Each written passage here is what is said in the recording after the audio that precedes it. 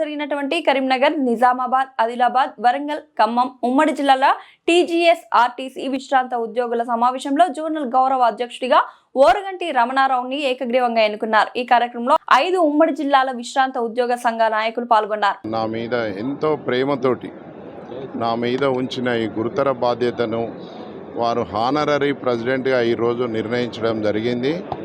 దాని కార్యవర్గ సభ్యులైన రాజయ్య గారు, బుచ్చిరెడ్డి గారు మరియు వాళ్ళ కార్యవర్గానికి, అంతకుముందున్న కోటయ్య గారు, సూఫీ గారు, వీళ్ళందరికీ కూడా మరియు ఈ 5 జిల్లాల ఆర్టీసీ ఎవరైతే ఉద్యోగస్తులు రిటైర్మెంట్ అయిన ఉన్నారో వాళ్ళందరి యొక్క కృషికి పాటుపడతానని, నాకు చాదనైనంత వరకు పోరాడతాం.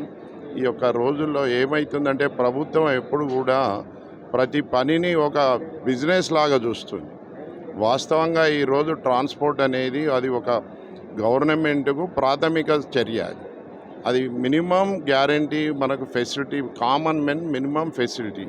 దాన్ని అలా చూడకుండా లాభ నష్టాల మీద బేరీ చేస్తూ ఉద్యోగస్తులను కూడా అందరినీ ఇబ్బంది పెడుతూ ఈరోజు ఆర్టీసీ సంస్థను నిర్వీర్యం చేసే దిశగా వెళ్తున్న ప్రభుత్వాలను అందరినీ కూడా సముదాయించి వాళ్ళకి ఇప్పుడున్న పరిస్థితులను అర్థం చేయించి ఈరోజు ఆర్టీసీ సంస్థ నిలబెట్టే ప్రయత్నం చేస్తానని తెలియజేయడం.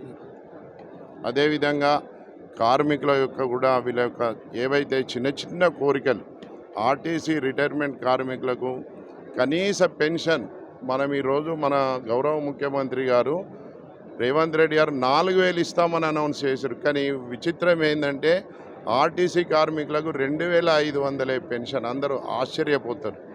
అదేవిధంగా ఇంకా ఏవైనా చిన్న చిన్న మెడికల్ రియంబర్స్మెంట్ ఉంటే వీటి కొరకు ప్రభుత్వం దగ్గరికి వెళ్ళి కన్సర్న్ మంత్రివర్యులను కానీ ఉద్యోగస్తులను కానీ ఆఫీసర్స్ని కానీ కలిసి వీళ్ళ యొక్క మినిమం నీడ్స్ ఏవైతున్నాయో ఫుల్ఫిల్ చేయడంలో నా యొక్క పాత్ర ఉంటుందని తెలియజేస్తున్నాను.